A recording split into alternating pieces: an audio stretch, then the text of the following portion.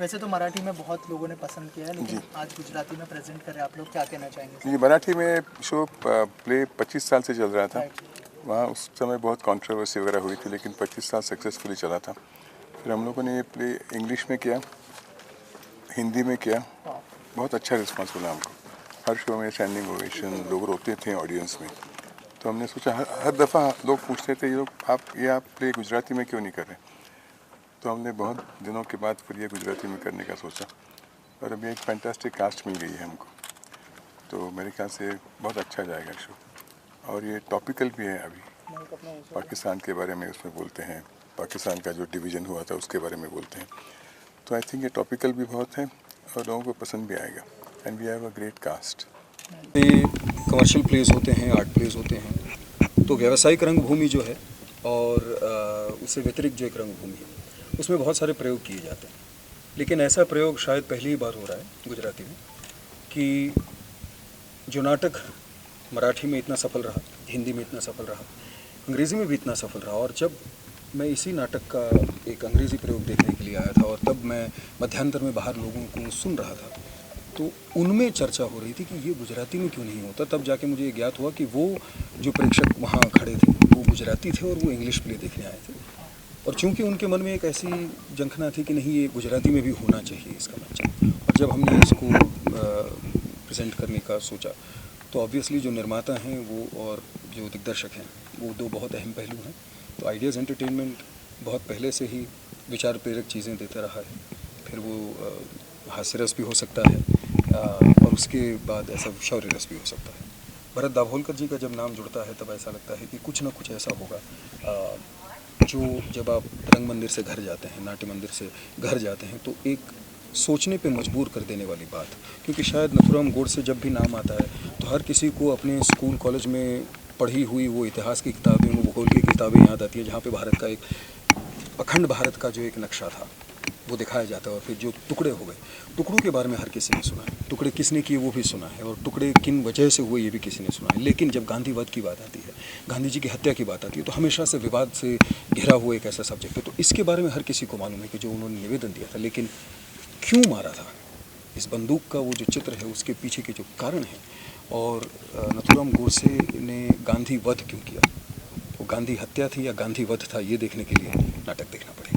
Gujarati audience માટે શું message છે તમારો? ગુજરાતી ઓડિયન્સ માટે માત્ર એટલું જ કહીશ કે ઘણા બધા નાટકો આપણે જોતા જ હોઈએ છીએ, ખૂબ બધો આનંદ કરતા હોઈએ છીએ, સહપરિવાર આપણે જઈને હસતા પણ હોઈએ છીએ, ઘણીવાર રડતા પણ હોઈએ છીએ, આંખો સજળ થઈ જાય છે, પરંતુ આપણે બધાને ખ્યાલ છે કે ગુજરાતી રંગભૂમિનો એવો એક જમાનો હતો કે જ્યારે તમે નાટ્યગૃહમાંથી ઘરે જાઓ ત્યારે ઘરે પણ એની ચર્ચા થાય, ઘરે જતી વખતે ગાડીમાં પણ એ નાટકની ચર્ચા થાય, અને ત્યારે ઘરે પહોંચીને તમે બીજા લોકોને પણ કહો કે આ નાટક કેવું હતું ને ખરેખર આપણે જવું જોઈએ.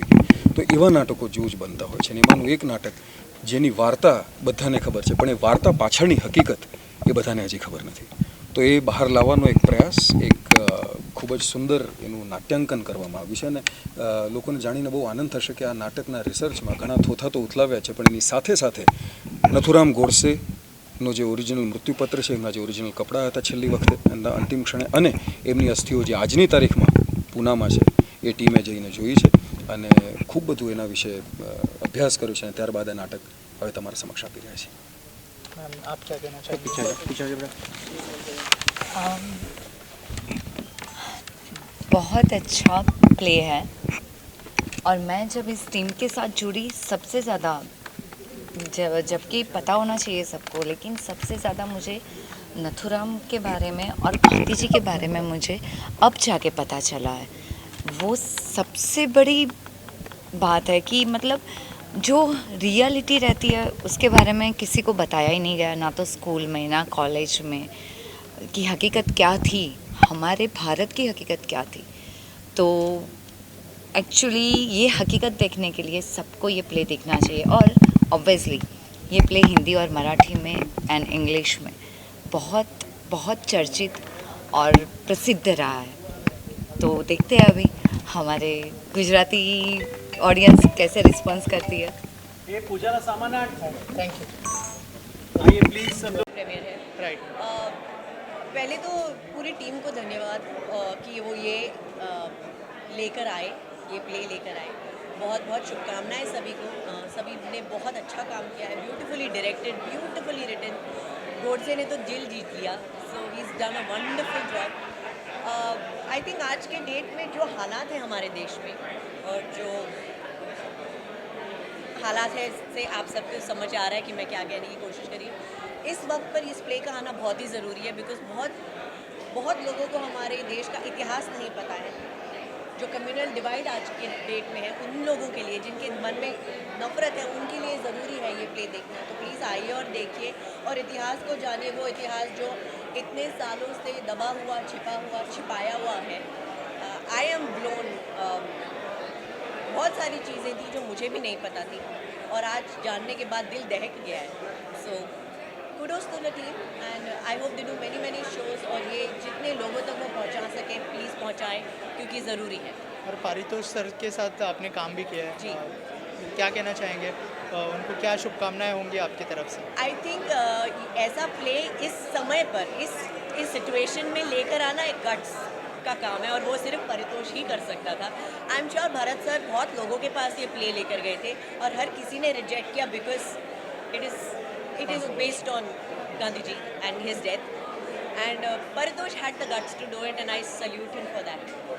सो all the best to him. I hope बहुत सारे शोज़ और ये लोगों तक पहुंचना चाहिए। मतलब हर किसी को ये प्ले देखना चाहिए और स्पेशली आज की यंग जनरेशन को देखना चाहिए जो नफरत पाल के बैठी है अपने दिल में, उनको ये प्ले ज़रूर देखना चाहिए। Thank you so much. Thank you. हुआ है आपके ऊपर और कितना इम्पोर्टेंट है आज के टाइम में इस तरह का लाना, और 25 साल से मराठी लैंग्वेज में चल रहा था, फाइनली जो है गुजराती लैंग्वेज में आया है, क्या कहना चाहेंगे? कि सबसे पहले तो 25 साल तक जो प्ले चलता है तो डेफिनेटली उसमें कोई तथ्य है, कोई मुद्दा है, कोई इमोशन है जो इतना महत्व का है कि वो 25 साल तक चला, कंट्रोवर्सी होने के बावजूद भी चला। गुजराती में ये प्ले लाना एक बहुत बड़े साहस की बात है, क्योंकि गुजराती लोगों के लिए गांधी जी का एक जातिवाद का कनेक्शन भी है, क्योंकि गुजराती है और पूजनीय है महात्मा गांधी। लेकिन जो पॉइंट ऑफ व्यू है नथुराम गोडसे का, हमने सुना है, कहीं पढ़ा है, कहीं देखा है, बट डिटेल में उन्हीं के मुंह से ये जिस तरह से ये पोर्ट्रे किया गया है कि नथुराम गोडसे खुद बोल रहे हैं कि उन्होंने क्यों किया, सही किया, गलत किया, क्यों किया, वो जो पोर्ट्रेयल है that is very nice, it is very magnetic. और आज के जनरेशन के लिए भी मैं ये कहूँगा कि नाटक देखना यूजुअली ये हो गया है कि 50 साल 60 साल के बाद जब हो जाती उम्र तब लोग आते हैं। मैं ये रिक्वेस्ट करूँगा कि नथुराम गोडसे ने सही किया, गलत किया, तो ये नाटक ख़त्म होने के बाद पता चल ही जाएगा। बट आज के जनरेशन को भी ये समझना बहुत ज़रूरी है कि गांधी जी ने कितने बलिदान दिए और नथुराम गोडसे ने भी अपनी जान का बलिदान करके ये क्यों किया। It's a very nice subject, it is history, it is reality and it has to be portrayed, and it is being portrayed very nice by Bharat sir, by Paritosh Painter. They have always come up with very good subjects, so hats off. Thank you sir.